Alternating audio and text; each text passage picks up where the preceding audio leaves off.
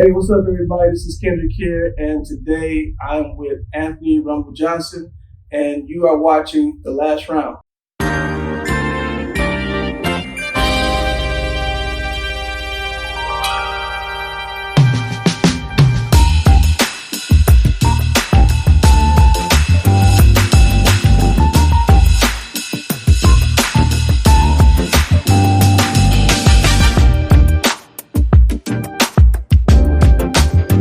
So, AJ, what's happening, man? Been a while. Yes, it's been a while, man. So, tell me, who is Anthony Rumble Johnson? Don't tell me who he was before. Tell me who you are now. Like today, who are you today? The Anthony Rumble Johnson that people see now is nothing like the Anthony Rumble Johnson people saw before. Mm-hmm. I'm still that same dangerous guy that you'll see in the cage when I get back out there. Okay. But before, I was just a fighter, fighting because I was young and full of energy and life and whatnot. So I was just thinking of fighting. Now I'm thinking of family, the future.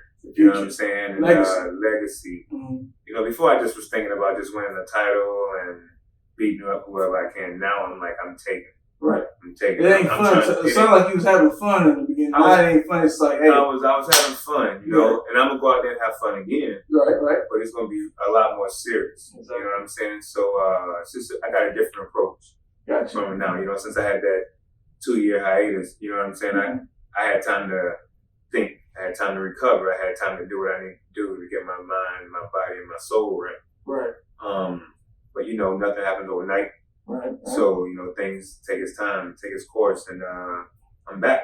Back ready to make some folks out. The boogeyman is back. It should be the boogeyman Rumble Johnson. I'm trying to make the boogeyman scared of me. Trying to make the boogeyman scared of you. Okay. Nightmare on Elm Street. Okay. All right, I got you. So, AJ, Anthony, what was, so I'm trying to paint the picture for the audience, like, who is Anthony Johnson now? We know that. So what was life like you as a child growing up? Growing up, man, you know, everybody knows I have my grandparents, man. I have 5 sisters, 4 brothers. I got you beat. Man, I got a gang of, you know, nieces and nephews. Right. My nephews, you know, they're in sports. My nieces are too. They're doing their thing. Right. But growing up, man, it was cool. I was raised with my cousin Puff. Right. Because my mom, well, I have a different mom than my sisters. You know, most people say that's like that half and step. Now we say that's my blood. So that's my sister. You know what I mean? But you know, we were just raised up in different homes. But I was raised with my cousin, my cousin Puff. My dad and her dad are brothers. Gotcha. So she's almost as much as a sister to me than my actual sisters. You know? It was me and her. You know, our grandparents. It was fun. You know, it's like any traditional Southern family. You got your rules, you know, not to talk back. You know, you got to go to church every Sunday. Praise God. Stay there for hours. Man, hours. Get in there 8, 9 o'clock. You ain't getting until 1:30, 2 o'clock. Right. Man, sleep killing. Wake up, boy. As soon as the preacher starts, you like, go to sleep. Same here. But you know, life was good, man. You know, I was raised up in the country. My town is nothing like a big city like Vegas or LA or Miami. Not even here. Right. You know what I'm saying? My town is small. Small, couple blocks. You know, well, it's a little city, but it's nothing to do. Gotcha. It's nothing to do. All right. We got 85,000 people and still nothing to do. Everybody, you know what I mean? Yeah. So, man, we were just a bunch of country folks trying to make it. You know, we survived off the land more than what people realize. But we country folks, that's what we do. Right. You know, we feed off each other like that. If only people back then and like our folks back then knew how valuable that is to know how to live off the land. Yeah, you know how to plant, you know how to hunt, you know how to plow, you know how to build, you know how to fix no matter what it is. Hell, 90% of the men today that's millennials, they don't even know how to change a tire. Yeah. They don't have to check the oil. They don't have to change the transmission fluid. But this day and time, society has made us weak mentally. Right. And once you get weak mentally, you get weak physically and spiritually. You just start breaking down. That's you know, like Bill Gates and Steve Jobs created the best and the worst thing ever. Right. The internet. You know what I mean? All these electronics and stuff, like kids get to play video games and stay on the computer and all that other stuff. Man, I had a Nintendo growing up. Right. I played Super Mario, Zelda, and Duck Hunt. Yeah. The 3 games. I played Atari. Yeah, I didn't even have that. We didn't even have that. You know what I'm saying? So my sisters and aunts and stuff knew about that. I just told my age. So we would just we got it how we could. Yeah. You know what I'm saying? And to have fun growing up in the country, man, you gotta be open minded. You gotta be creative. Hell, like my cousin Glenn used to run around.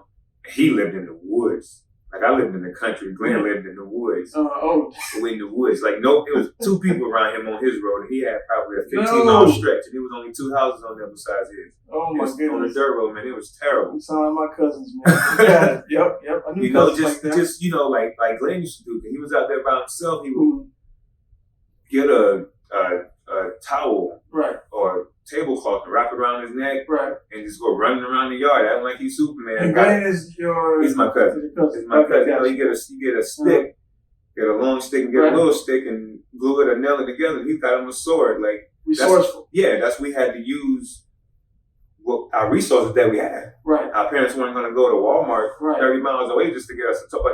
Yeah. You know what I mean? So growing up was good though, man. It was.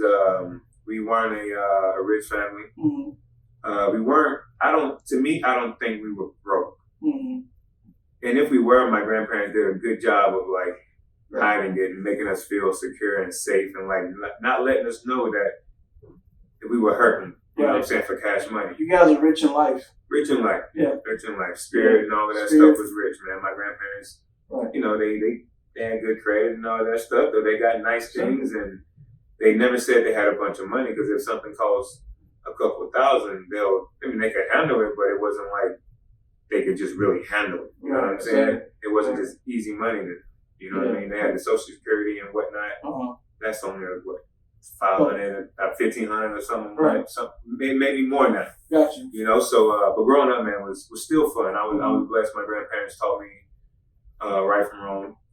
It didn't always work out that way, but as an adult growing up, but that's life. And I just try and take those values that they taught me, man, and utilize it. That was my next question too. So what family or friends impact you like the most? Like when you, for instance, like I see certain traits of my father who passed. I see certain traits now. I didn't see them now, but back then. But nowadays, I was like, damn, my dad would have did that. Do you have somebody that always pops up in your head, your conscience? My granddad, he was my guy. He was my guy, man. You know, my grandparents, like I said, they raised me, man. So they gave me unconditional love. You know what I mean? So when you got support and somebody that loves you like that, nothing can match it. You know what I'm saying? It doesn't matter who comes in your life. So my granddad, at the end of the day, he was my best friend. You know, he praised me when I was right, and he got on to me when I was wrong. He always kept it real with me. Right. You know, he didn't bend any corners, nothing like that. And, you know, every time I wake up in the morning, I'm like, yo, watch out for me today, Pop. Right. You know what I'm saying? Or I may have a 30-second conversation with him and just talking to him, you know, saying, hey, man, like, I got this going on today, so, like, watch out for me, you know what I'm saying? I know you up there looking down at me, and you know. Yeah, so spiritually, like he's your enforcer still. Yeah, to this day. And before I go and fight, man, I say my prayers, but I talk to him, and the whole time I'm thinking about him. If the values that he's taught me, you know, it's mentally getting ready for sports, because he was just like, you know. I like how this is going. I'm right going on to that next. You know, my old man, like when I was wrestling. You know, my granddad watched out for me. That was my guy, plain and simple. I'm trying to find the right words to describe. He was kind of like your first coach. He was my first coach. He was my biggest supporter. Right. You know what I'm saying? So, like, everybody else had, I would say pretty well-off families through my eyes. Mm-hmm. You know what I'm saying? They had the nicer cars and whatnot, other families, and we just had what we had, but we made it work, like I said. But when we go to wrestling tournaments, all the other kids that were like, had a little bit more money and whatnot, resources and stuff. Yeah, they were not doing the things that I was doing. Mm-hmm. I was warming up before wrestling tournaments outside when everybody was still walking in. Mm-hmm. So my granddad had me, I think we were in Fitzgerald, Georgia, Cook County, one of them, they're side by side. And my granddad just had me running down the road back and forth doing sprints. Gotcha. And one of my teammates' dad was like, "Hey, Mr. Johnson, what you got him doing?" My granddad said, "I'm warming him up." Warming them up. Yeah. Went in that tournament and I won. Yeah. The rest of them lost. Right. So that he separated me from the rest. You know what I mean? Right, he put me out there and let me know, prepare. Right. You know what I'm saying? So stay ready. Mm-hmm. And just with how much he grinded with me, because it didn't matter what sport it was. My granddad was going to college because he didn't get past a third grade education. Mm-hmm. So he would go to the technical college right beside my high school. Right. Right after class, he would come and watch me practice football. Okay. After class, after football season, he would come watch me wrestle. Gotcha. Wrestling practice. So he watched my every move. Mm-hmm. He made sure everything was done right. He didn't baby me. He protected me though whenever I needed to be protected. Yeah. And he watched out for me and motivated me when I needed to be motivated.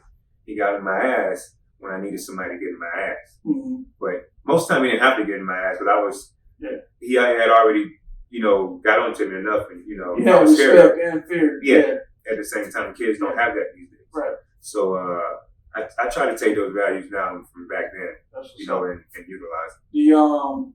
So did he push you into football or wrestling, or is that something that you did, or did he try to keep you busy? That's why he said, "Hey, go do this, son."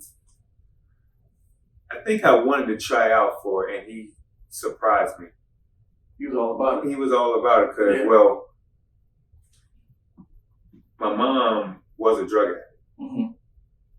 And my dad, he still does his thing. You know what I mean?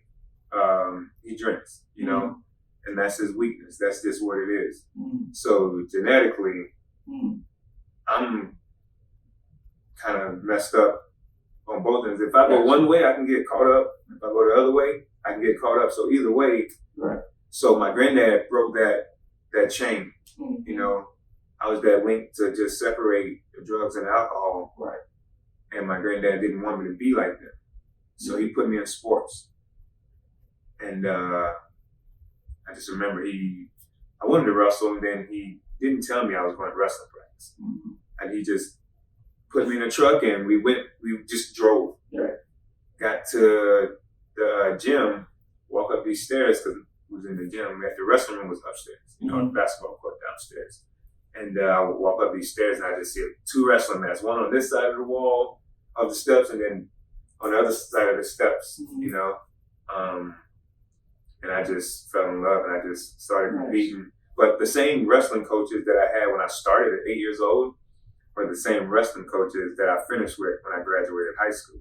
Because when I was 8, they were in high school. Mm-hmm.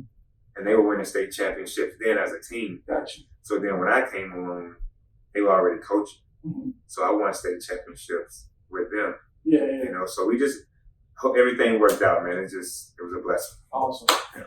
So, hey, check this out, everybody. We're going to take a quick little break, and then we're going to come right back and ask Rumble some more questions. Presenting the #1 ranked UFC light heavyweight contender in the world, Anthony Rumble Johnson! Hey, welcome back to the last round. I'm KENDRICK MIREE, and I'm with Anthony Rumble Johnson. All right, so, AJ, we were talking about your family, talking about sports, what got you into sports, and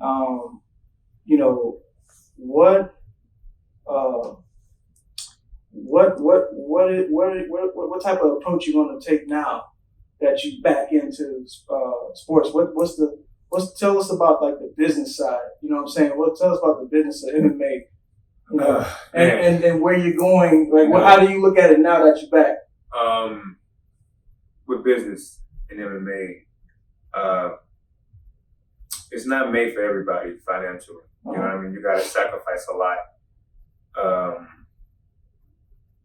Just like anything, you know, you either you're in or you're not. You know, this is one of those things you kind of have to do it for a time if you want to be good at it. I can't even say great, just good. You know, but it's a grimy business. Yeah. It's a grimy business. You got to know your surroundings. You got to know who you're working with. You got to have a good manager. Mm-hmm. And when I say a good manager, you might get a manager that's taking more money than you realize. Yeah. You know, but in your face, he's your boy. Right. You know, mm-hmm.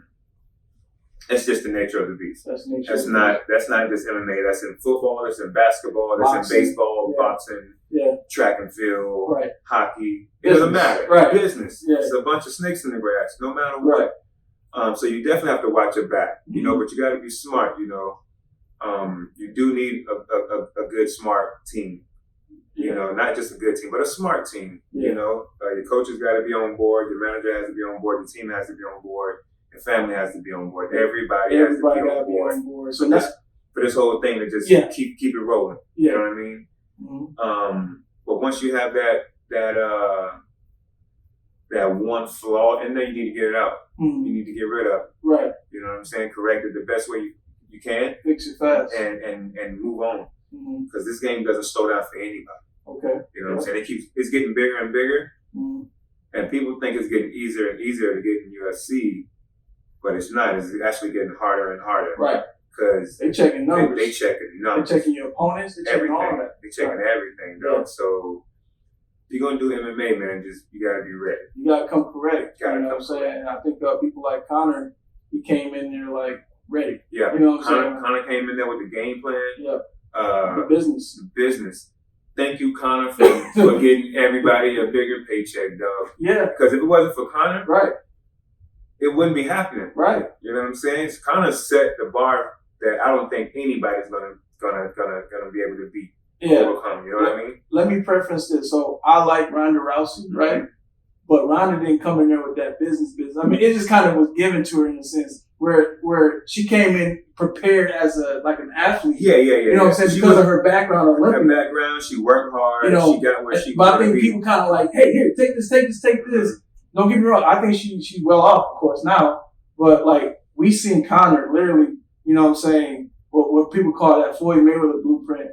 You know, and to me, because he finessed it. Yes. He finessed it. Yes. He finessed it. Exactly. He finessed it better than everybody could. Yes. Than anybody could. So to me, if like he basically jumped the line because now he's up there. He's elite. Right. He's the cream of the crop. He's the cream of the crop. Even now. if he ain't the champion anymore, he's cream of the crop. He's up there with the Floyds and stuff now. So it's like crazy how he just whoop.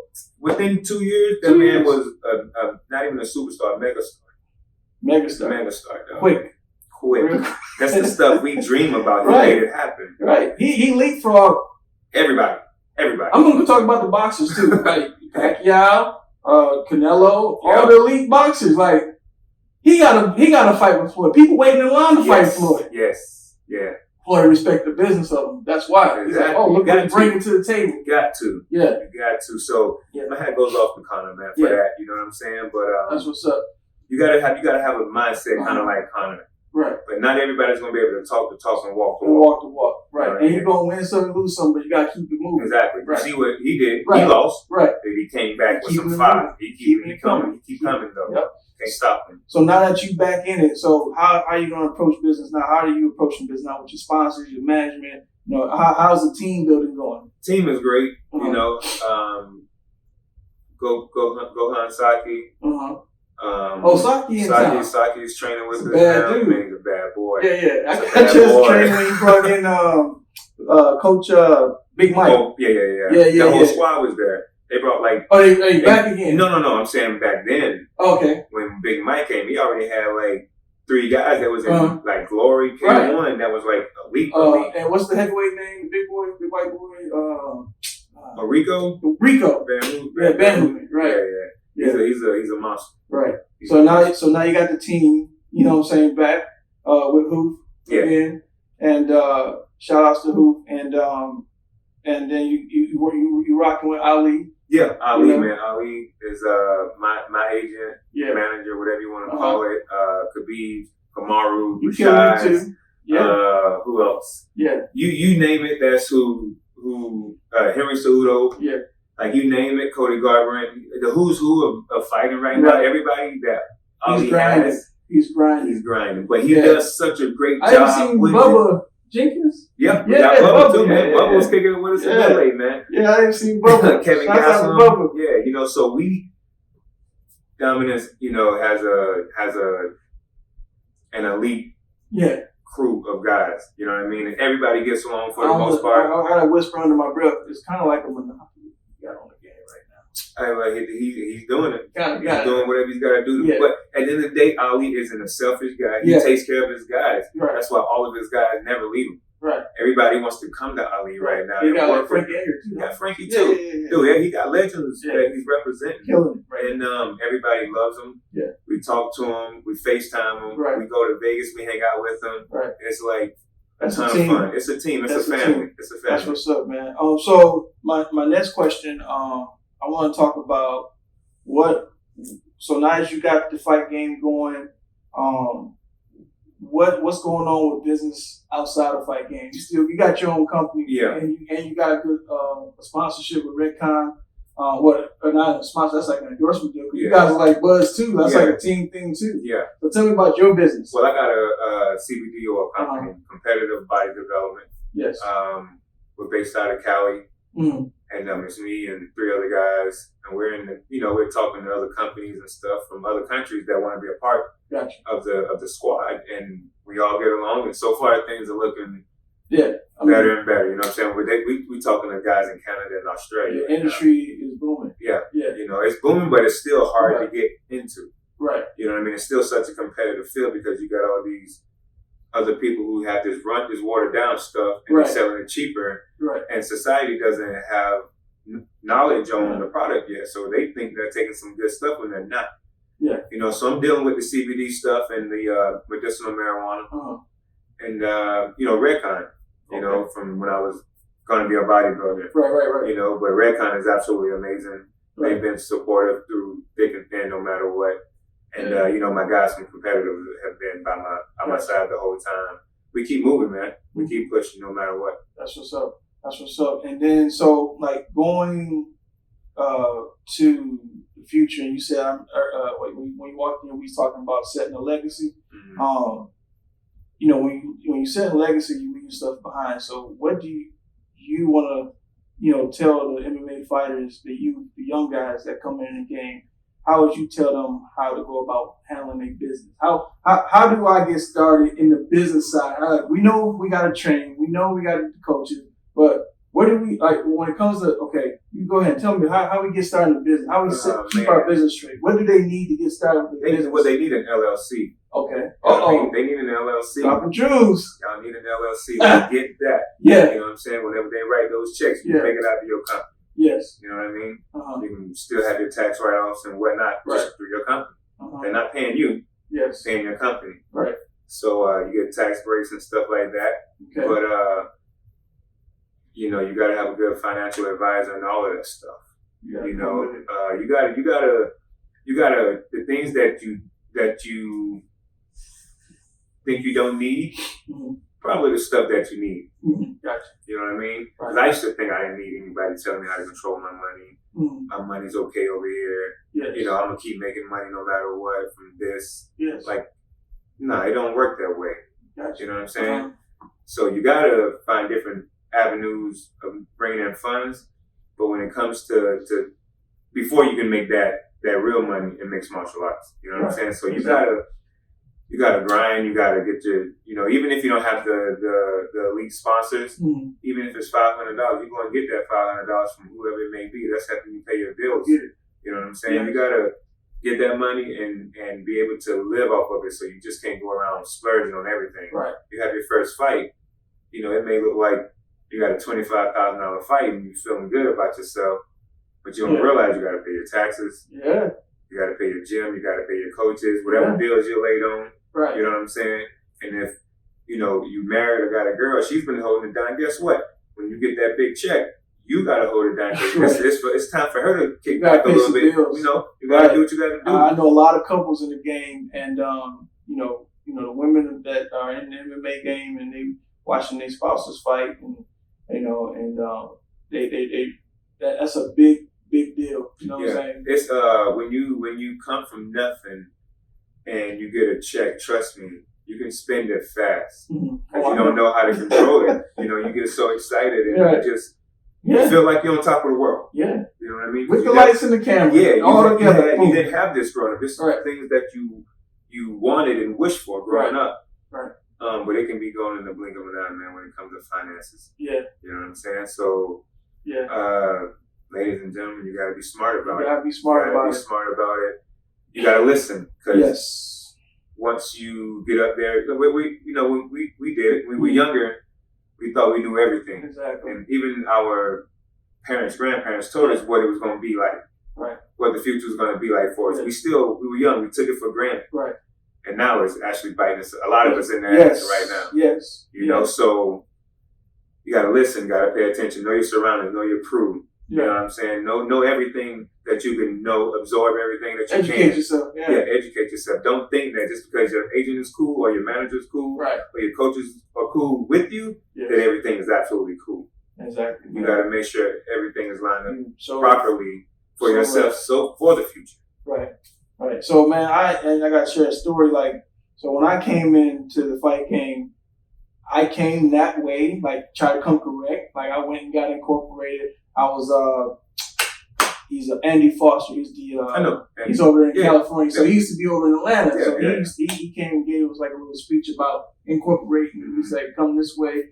And so I was lucky to have, I started off with, Rowan Jakal and started off with some pro athletes. And so I was lucky to have certain people around me saying, hey, do this, do that. Unfortunately, I was a little bit stubborn. You know what I'm saying? And even though you have people that, for instance, you have some people that are wealthy and they come into the game having it all, right? But they didn't have that experience, of dealing with training every day, dealing with the fans, dealing with the press, and so they get pulled in different directions. Even though they're educated, it's I'm just talking about for myself. So eventually, I got myself together so that I can focus and make something of my, opportunity. So when I got picked up by a manager we used to have, Glenn, he put opportunity in front of me, and he's like, all of us. He gave us all opportunity, no matter what somebody said. Glenn gave us so many chances. We made the most of it. Yeah. So I'm gonna go ahead and wrap this up, man. So I'm gonna ask you 2 questions, and hopefully we can get this out ASAP. The 2 questions is, number 1, this weekend, you got Conor versus Cerrone. Who you picking? Oh man, that's tough. That's tough because I love both fighters. Yeah. Conor's a little ring rusty, but I think the fact that he's had some time off, he's gonna come in and be pretty focused. Right. You know what I mean? But I think he has more power than Cowboy. Yeah, I think so too. I think he can take a punch better than Cowboy. Yeah. Do I want to say who has who has more weapons? Right. I give it to Cowboy. Yes, but of course. To me, it's going to be who comes in with the better game plan and who lands that first punch. So it's a 50-50 It's a 50-50 thing, but I'm still going to give it to Conor. Mm-hmm. I just think he'll end up catching him because Conor hits hard. He cracks. We've all seen Cowboy take a couple of hits and it didn't work out so well. I think the game plan, I think Conor's going to go for the body. You know what I'm saying? He's going to take the body. To me, that's probably, the weak spot. It's a stand-up fight. Sure. It's a stand-up fight. And I think he's going to pick at him and touch that body a little bit, put him down. Of course, Cowboy not set up them head kicks. Yeah, I was thinking that. That head kick game is on point. You know what I'm saying? Yeah. And me and you sparred before. I know that out of everything, when we sparred, I'd be like, God damn, you Keep your hands up. Keep yourself in jail. Somehow I get dropped in practice. And I'm like, God damn it, I'll be so pissed. I remember Michael Johnson was like, God damn, kid, you just got knocked the fuck out. And then he's like, but you hop right back up. I said, yeah, because I'm pissed. Like, God damn, I'm mad. So okay. So second, last thing. Who do you got for the Super Bowl? Who? Man. It's a pick 'em too? Yeah. Anybody? Whoever. I think it's San Francisco. No. The Super Bowl is like February. They got one more game. Yeah. They got their championship So with NFC and AFC, right? Well, you would have said Lamar's going to win it? Lamar Jackson? That kid? Nah. Yeah. I knew they were on fire, but I was like, yo. For some reason, I was like, they're not going to get away this time. I said that to myself. And, like, they pressured those boys down the pipe. I feel like they attacked them. If Mark Ingram, when the guy injured, you would have had a little bit of help. You would have some, you would have some help. They didn't have a lot of weapons, but at least he had Mark, the veteran. Somebody had been there. But and Mark had his calf or something like that? Yeah. So that's a big weapon that he's missing. Right. He's not 100%. Right. But what do you do? Yeah. So you don't know. I don't know, man. So who's playing? San Fran and you got San Francisco. I think the Kansas City Chiefs. I want to say who else is in there? Is Green Bay playing? Green Bay playing not today. Green Bay and I think it's Tennessee. Oh, Tennessee. Yeah, Tennessee. Ain't gonna lie, hey man, my guy Henry, boy. Yeah. He ain't no joke. Yeah, Alabama. He ain't no joke, man. Uh-huh. He been killing it. He's been killing it, man. So I've been a fan of his since Alabama. Okay. He's a Florida boy from right down here somewhere. Oh, okay. Yeah. Derrick Henry, man, and he's a monster. All right. He's a monster. So we gonna leave it alone. Well, I put it like this. My two favorite teams that are playing right now are San Fran and the Packers. Oh, Seahawks in there too. Yeah, but they were never one of my favorite teams. But to see San Fran is one of my favorite teams because from my childhood when they had Steve Young and Ricky Waters and Jerry Rice and all those guys. Okay. Terrell Stokes and all. JJ Stokes. Yeah. JJ Stokes and Terrell Owen. Yeah. So and then Green Bay had, Brett Favre and all of those guys. Deion Sanders. Yeah. So there's a bunch of people, man. So that's why. I don't know who's winning, but it's gonna be a good game. Okay. All right, great. Well, guys, thank you. AJ, always a pleasure. Thank you for doing this. Make sure you like, subscribe, and hit that notification button. And how can I get in touch with you? Oh man, I'm on Instagram at Anthony_Rumble. That's my fighting page, and I got Rumble Time Frenchies because I breed French boy dogs. Oh, that's the other business. Yeah, that's another one. Competitive body development. You can find me on there too. Facebook is pretty much the same thing. Right. Anthony Rumble. So I'm all over the place, man. Type in my name, you can't miss me. And let's talk to us about Redcon. Oh, Redcon is just a supplement. You want to feel good, want to get a little healthy, some protein, stuff like that, some bars. They got some good stuff. Nothing illegal is in the products at all. Animal-based and plant-based, so you get best of both worlds. Awesome. Hey, thank you guys. Thanks for watching. Make sure you subscribe, like below. Hit us up in the comments. Let us know what you think. Make sure you ask questions about, hey, who you want to talk to next, and we're gonna see you again. All right. So talk to you later. Peace.